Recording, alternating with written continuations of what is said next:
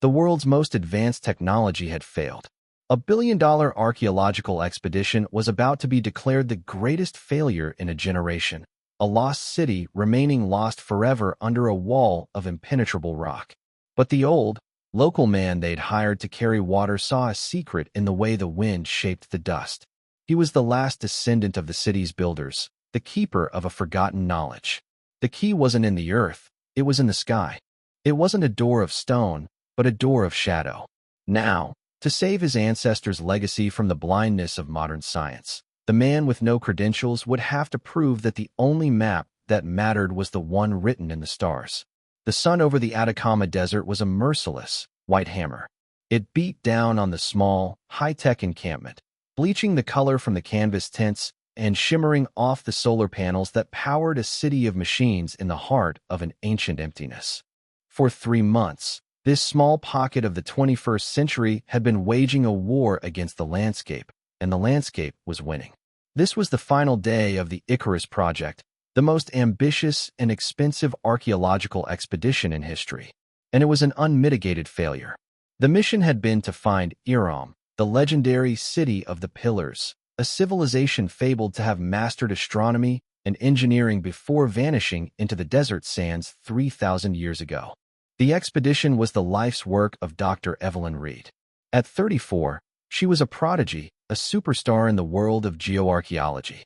She had secured the funding, assembled the all-star team, and staked her entire, brilliant career on a single, arrogant conviction that where old-world explorers had failed with shovels and intuition, she would succeed with data. Her tools were not brushes and picks. They were ground-penetrating radar, GPR, satellite-based LiDAR, and magnetometers, machines that could peel back the skin of the Earth and read its secrets without ever breaking ground. Her team had spent months mapping a vast, 100-square-mile area, guided by fragmented historical texts. Their technology had led them here, to the base of a colossal, sheer rock wall known to the locals as El Muralón del Silencio, the Wall of Silence. Every data point, every satellite image, every ancient map fragment pointed to this spot. The lost city of Iram had to be here, hidden within or behind the massive rock formation. But her machines, for all their power, could see nothing. "Run the deep-scan GPR one more time," Evelyn commanded, her voice tight and brittle, echoing in the cool, air-conditioned quiet of the mobile command hub. She stood before a bank of monitors, her arms crossed, her expression a mask of controlled fury. "Full spectrum. I want every damn photon accounted for." A junior technician, a young man whose initial wide-eyed optimism had long since been baked out of him by the desert sun and his boss's temper, flinched. "Ma'am," he began, his voice hesitant. "We've run the deep scan 7 times. The data is consistent. The rock is solid granite to a depth of at least 200 meters. There are no voids, no chambers, no anomalies. There is nothing there." "Then your calibration is wrong," she snapped, spinning to face him. The data from the initial satellite surveys was unequivocal. The gravitational anomalies, the subterranean magnetic fields, they all converge right here. There is something massive under that rock. So run it again. And if you bring me the same answer, you had better bring me an explanation for the discrepancy." The technician retreated, his shoulders slumped. The rest of the team in the hub pretended to be absorbed in their work, the tension in the room so thick it was almost unbreathable. They knew the truth. They had reached the end of the line. The machines had led them to a wall of stone, and now the machines were telling them it was just that, a wall. The city wasn't there. Evelyn turned back to the main screen, which showed a beautiful, complex, and utterly useless 3D model of the rock face. For her, this wasn't just a professional failure. It was a betrayal. She had placed her faith in the pure, clean, objective truth of data. She had built her career on the principle that technology could solve any mystery, that the past was just a complex equation waiting for the right algorithm. The refusal of the physical world to conform to her perfect, elegant data felt like a personal insult, a flaw in the very fabric of logic itself. Outside, the brutal afternoon sun beat down on the encampment. The sounds of defeat were everywhere, the clank of equipment being packed, the low murmur of a team whose morale had been crushed. The sponsors had given them until sundown. If no new evidence was found, the Icarus project would be officially terminated. The plug would be pulled, the machines would be packed up, and the desert would reclaim its silence, leaving Evelyn's career in ruins. She stared at the unyielding image of the rock on her screen, a digital tomb for her ambitions. She had come here seeking a lost city, but all she had found was the absolute limit of her own brilliant, catastrophic blindness. While the future of the Icarus project dissolved in the cool, sterile air of the command hub, Jacob moved through the camp with the steady, unhurried rhythm of the desert itself. At 75, he was a man carved from the same patient, sun-baked earth he walked upon. His face was a beautiful, intricate map of deep lines, each one a story, his skin the color of rich, dark copper.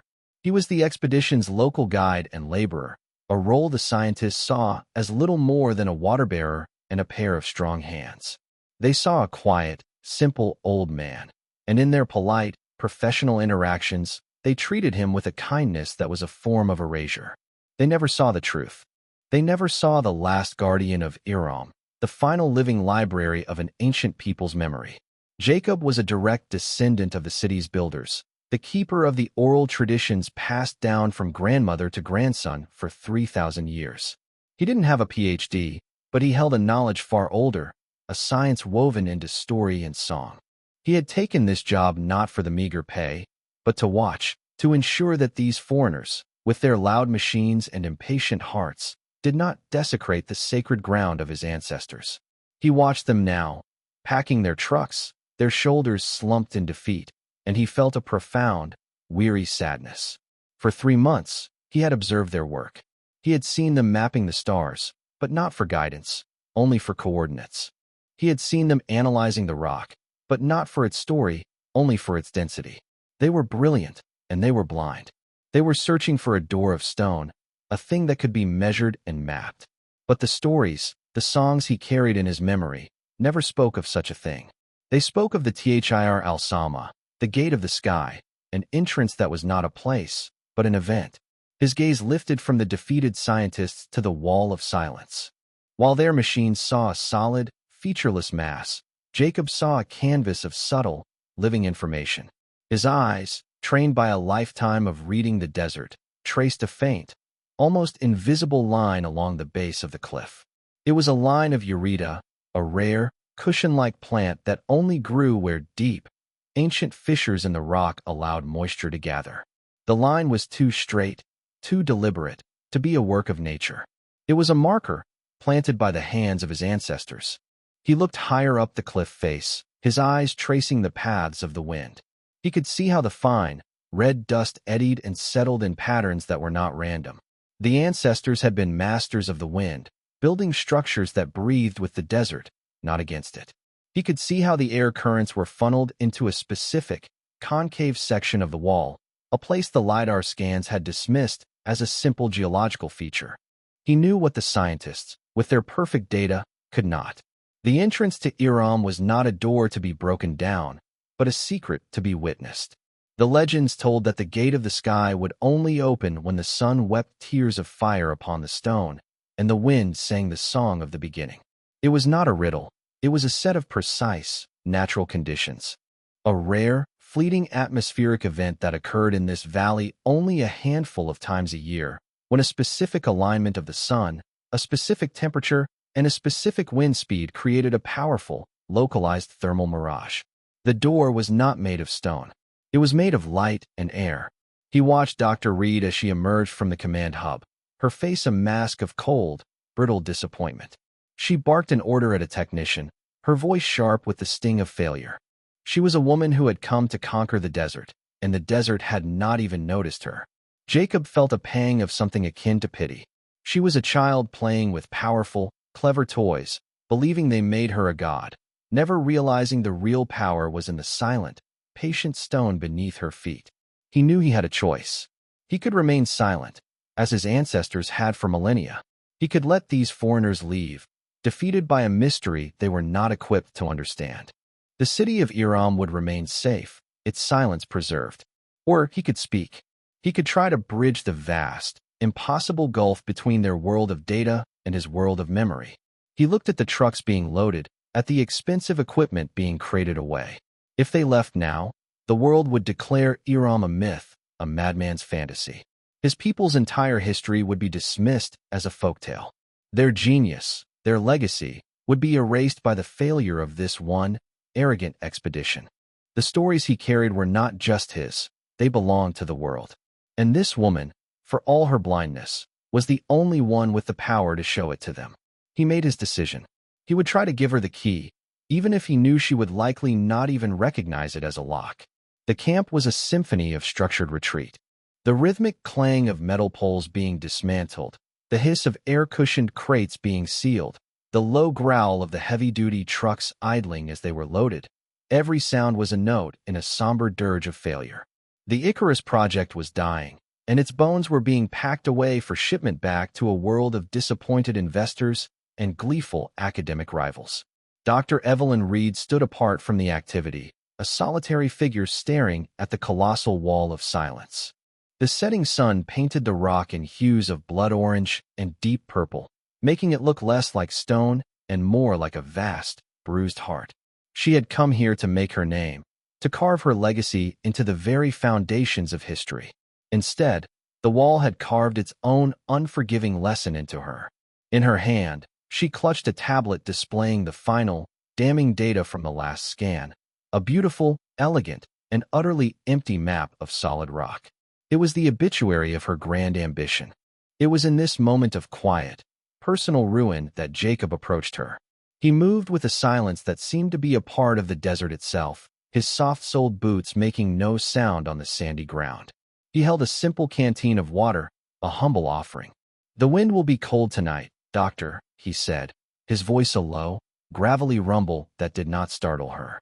It felt as if it had always been there, a part of the landscape's own voice. "It is best to have water. The air steals it from your body when you are not looking." Evelyn took the canteen, her fingers brushing his. His hand felt like warm, weathered stone. "Thank you, Jacob," she said, her voice weary, stripped of its earlier, sharp authority. "We'll be gone by morning. The desert can have its silence back." Jacob looked not at her, but at the wall, his gaze distant, seeing something she could not. "You looked for a city of the dead," he said softly. "But this land is not dead. It is only sleeping. And you tried to wake it with a hammer." Evelyn stiffened, a flicker of her old, defensive pride returning. "My hammer is a $500,000 ground-penetrating radar system, Jacob. If there was a city, it would have found it. Your machine looks for stone and for hollow spaces," Jacob continued, his tone patient, like a grandfather explaining the world to a clever but misguided child. "It is a good tool for finding a tomb. But Iram is not a tomb. My grandfather's grandfather, he sang the star songs, and in those songs, it is said that the entrance to Iram is not a door of stone, but the Thirl Sama, the door of shadow." Evelyn stared at him, a mixture of pity and extreme irritation churning within her. Here she was, at the nadir of her professional life, her career in ashes, and the hired help was offering her superstitious riddles. "A door of shadow? Jacob, I appreciate your local folklore. But this is the real world. We deal in verifiable, physical facts." "It is a physical fact," he said, his eyes still fixed on the wall. "The songs say the door only opens when the sun weeps tears of fire upon the stone, and the wind sings the song of the beginning. It is not found by digging, Doctor. It is found by watching." That was the final straw. The sheer, unscientific absurdity of it, layered on top of her own crushing failure, was too much. "Watching? Waiting for the sun to weep?" she snapped, her voice dripping with a condescension she didn't bother to hide. "Thank you for the bedtime story, Jacob.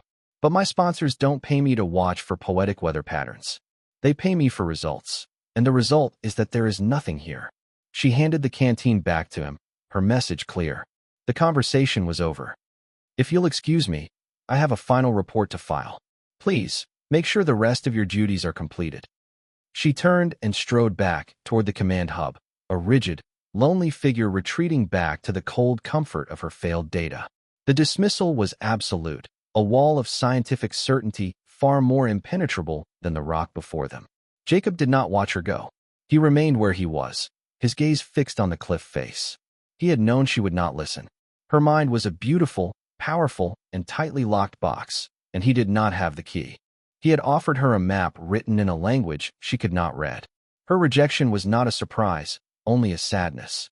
As the last sliver of the sun disappeared below the horizon, plunging the desert into a sudden, deep twilight, he whispered an old prayer of his people into the wind, a quiet promise to the ancestors that he had not given up. He knew the time for talking was over. The time for watching was about to begin. The final night in the Atacama was awake. The camp, once a bustling hub of scientific ambition, was now a ghost town of skeletal tent frames and neatly stacked crates. The heavy lift trucks stood like steel elephants in the moonlight, their engines cold, ready for the dawn exodus. A single light burned in the command hub, a lonely beacon where Dr. Evelyn Reed was composing the final, bitter paragraphs of her report, a document that would serve as the official death certificate for the lost city of Iram and for her own meteoric career. The desert had won. Its silence was absolute. But Jacob was not packing. He sat on a small, flat rock 100 yards from the camp, his back to the quiet hum of the generator, his face turned towards the great, sleeping mass of the wall of silence. He was not defeated. He was waiting. His entire life, the lives of his father and his grandmother and all the guardians before them, had been a long, patient vigil for a moment like this. He watched the sky, his eyes not on the brilliant, diamond dust spread of the Milky Way, but on the subtle, almost invisible movements at the edges of the atmosphere. Just after midnight, he saw the first sign. A thin, wispy veil of cirrus clouds, spun like sugar glass, began to gather at an extreme altitude. To the camp's meteorologist, they were an insignificant anomaly. To Jacob, they were the first verse of the song. The oral tradition said that the tears of the sun could only fall when the sky wore a veil of ice. These clouds, composed of ice crystals, would refract the dawn's first light in a very specific way. A few hours later, the second sign arrived. The wind, which had been a steady, cool breeze from the west, died completely. The silence became profound, a heavy, breathless pause. Then, a new wind began to stir, a warm, dry current flowing from the east. It carried with it the faint scent of salt from a distant, ancient salt flat. This was the Viento del Principio, the wind of the beginning, a rare seasonal current that the stories said was the breath of the ancestors. Jacob stood up, his heart a slow, steady drum in his chest. He was not excited. He was not nervous. He felt a deep, profound sense of rightness, of a great will turning back to its starting point. He took a small, worn leather pouch from his pocket. Inside was a fine, yellow powder, pollen from the sacred Eureka plant, the one that grew in a secret line along the base of the cliff. It was a traditional offering, a gesture of respect to the guardians of the city. He held the pouch in his hand, a small, tangible piece of his connection to this place, and began his slow, deliberate walk towards the wall of silence. He reached the concave section of the cliff face just as the first, pale hint of dawn touched the eastern horizon. The air here was different, charged with a strange, static energy as the warm wind from the east collided with the cold stone of the wall. He stood before the rock, the place where Dr. Reed's machines had found nothing but disappointment, and he waited. As the sun crested the distant mountains, the miracle began.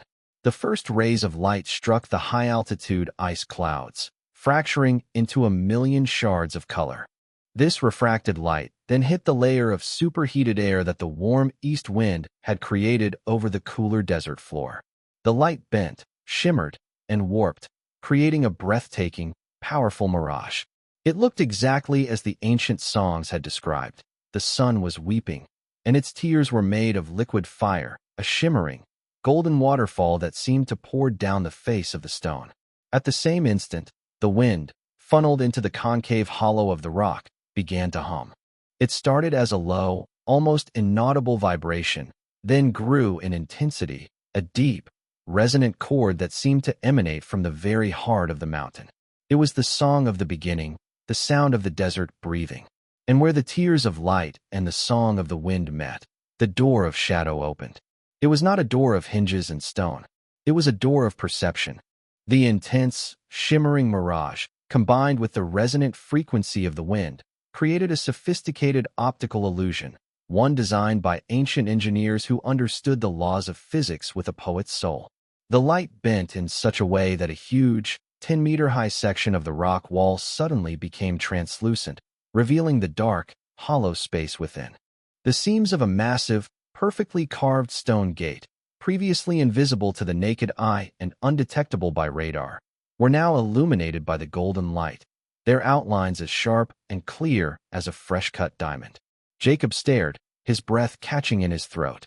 He had heard the stories his entire life, but to see it, to witness the quiet, patient genius of his ancestors with his own eyes, was a thing that shook him to his very soul. He reached out and placed his hand on the rock. It was still solid, still stone. But for these few, fleeting moments, the light was passing through it. He had found it. The gate of Iram. It was real. He turned, a new urgency surging through him. The miracle was fleeting. As the sun rose higher, the angle of the light would change, the air would heat, and the door would vanish back into the stone. He had minutes, not hours.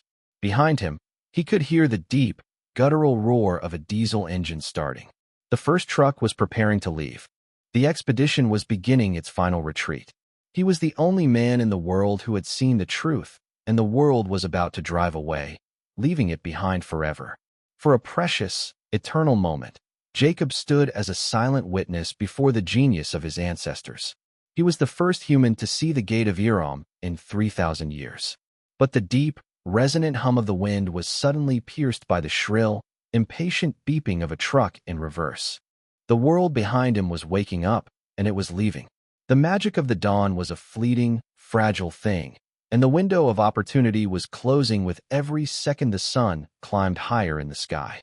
A new, desperate energy surged through him. He turned his back on the miracle and began to run. He was 75 years old, his body a geography of old aches and stiff joints, but he ran with the strength of a man half his age, fueled by a purpose that was 3 millennia in the making. He scrambled over the rocky terrain, his breath coming in ragged, burning gasps, his eyes fixed on the distant, alien shapes of the encampment. He could see the first truck beginning to roll, its diesel exhaust a black plume against the pristine morning sky. He didn't shout. He saved his breath. He ran, his heart hammering against his ribs, a frantic drumbeat against the slow, steady song of the wind. He burst into the camp, a wild, disheveled figure, his face flushed, his eyes blazing with a light the stunned technicians had never seen before. They saw not the quiet, humble laborer, but a prophet, a madman, a force of nature. He ignored their confused, startled faces and made a straight line for the command hub. He threw the door open without knocking. Dr. Evelyn Reed was standing before the main communications console, her back to him, a satellite phone to her ear. "Yes, I confirm," she was saying, her voice a flat line of defeat. "The site is barren. We are pulling out now. The Icarus project is officially terminated." "No." Jacob's voice was a raw, primal roar that seemed to shake the very walls of the high-tech hub. Evelyn spun around, her face a mask of pure, unadulterated fury at the intrusion. "Jacob, get out of here. I told you."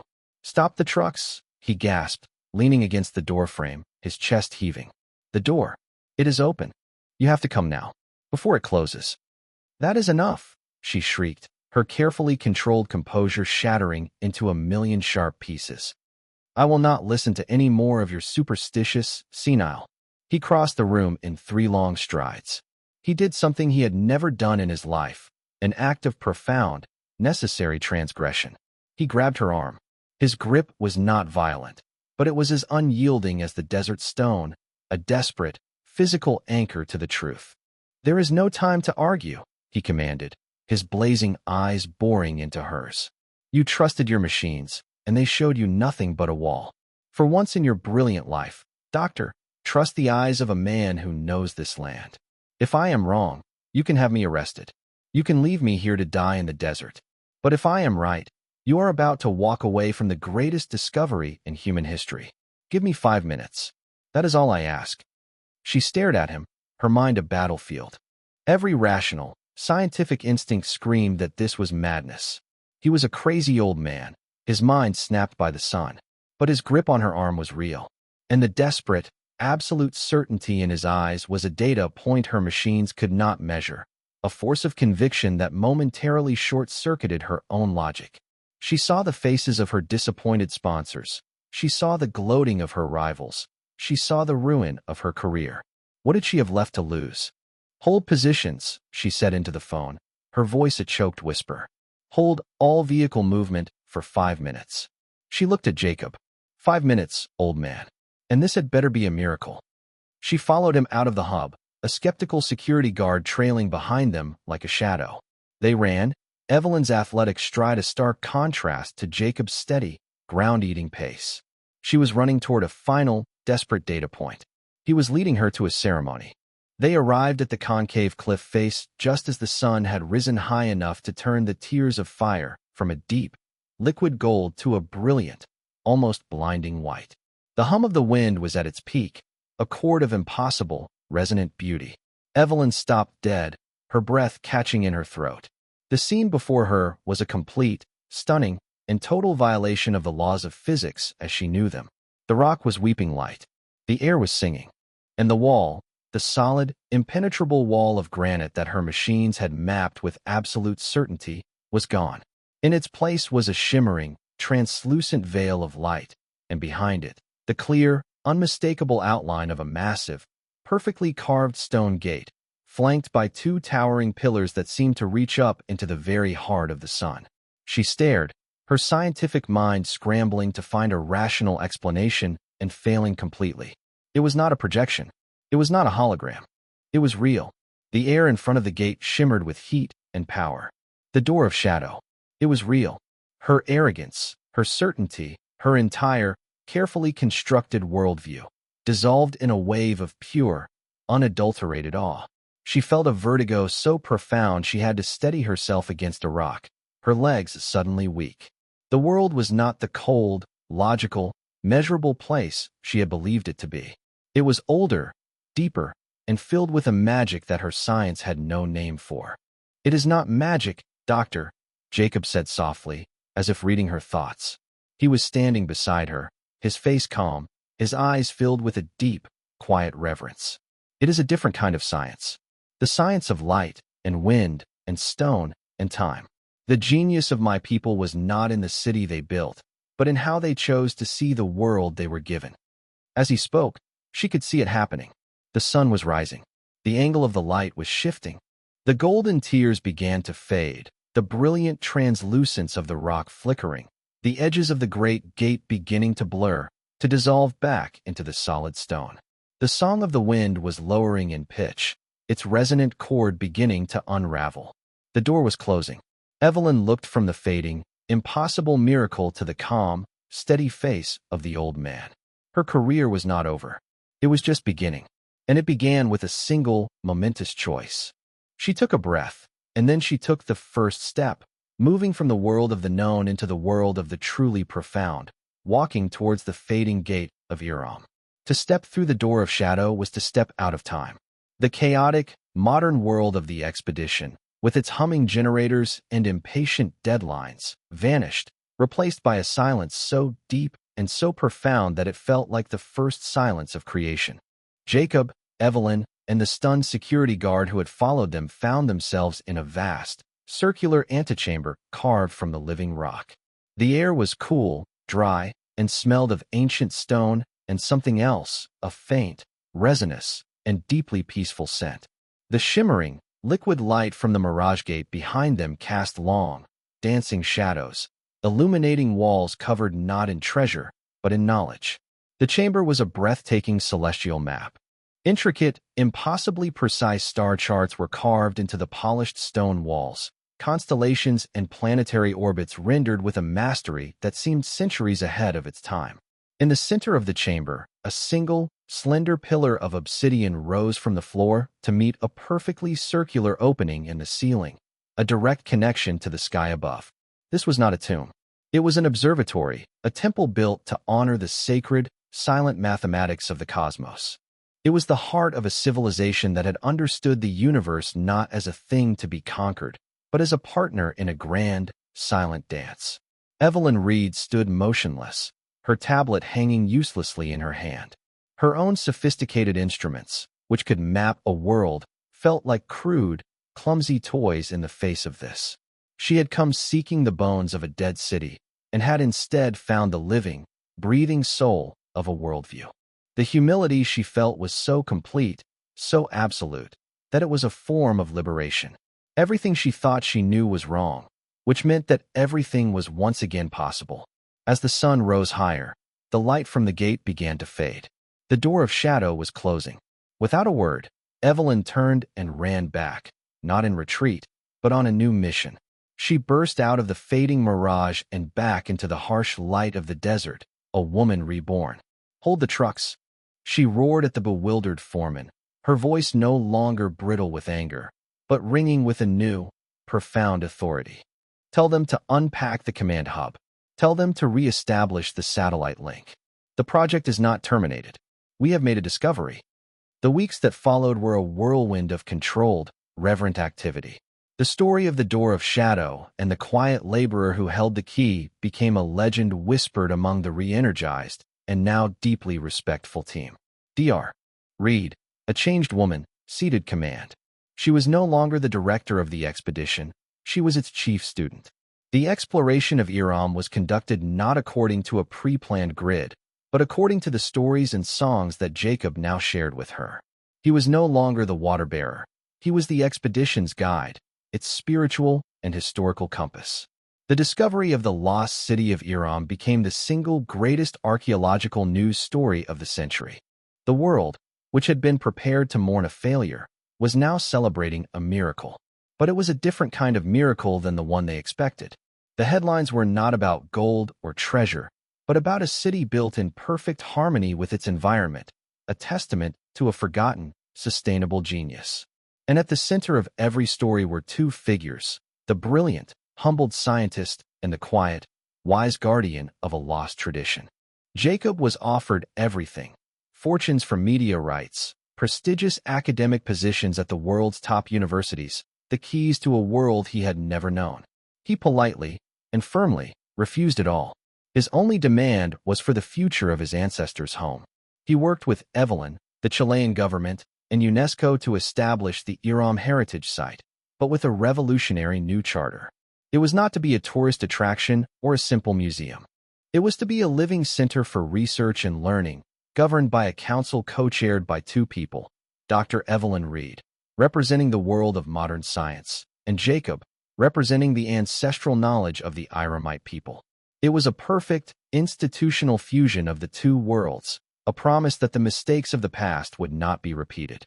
2 years later, Evelyn and Jacob stood together in the grand, silent observatory of Iram.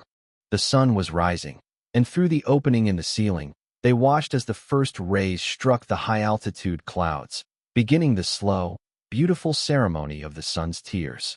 They were not alone. With them was a small group of students. Some were brilliant young astrophysicists and archaeologists from the world's top universities. The others were the children of Jacob's own small, remote community, the next generation of guardians. The songs say that the obsidian pillar is a shadow finger, Jacob said, his voice a low, gentle rumble that echoed in the vast, circular space. It was built to point not at the stars, but at their absence, the dark rifts in the galaxy where the new stars are born. Beside him, Evelyn addressed the science students. "The pillar's alignment creates a parallax effect with the oculus," she explained, her own voice filled with a quiet sense of wonder. It allowed them to map stellar drift with a precision our own observatories didn't achieve until the invention of the photographic plate. They were not just watching the sky, they were measuring its breadth. A young girl from Jacob's village looked up at him, her eyes wide. "Will we learn the star songs, grandfather?" Jacob looked at her, then at the bright, hopeful faces of all the students, and a slow, peaceful smile spread across his face. He was no longer the last guardian. He was the first of a new generation. He had not just saved a city. He had planted a garden of knowledge, a place where the seeds of the past and the technology of the future could grow together, reaching for the same, beautiful, and eternal light. How many of our world's greatest secrets are hidden not behind walls of stone, but behind walls of our own certainty. And what forgotten worlds might we rediscover if we finally learn to listen to the quiet, ancient stories the Earth is trying to tell us? If this story about the fusion of ancient wisdom and modern science moved you, please like, subscribe, and share. You never know whose quiet voice holds the key to the next great discovery.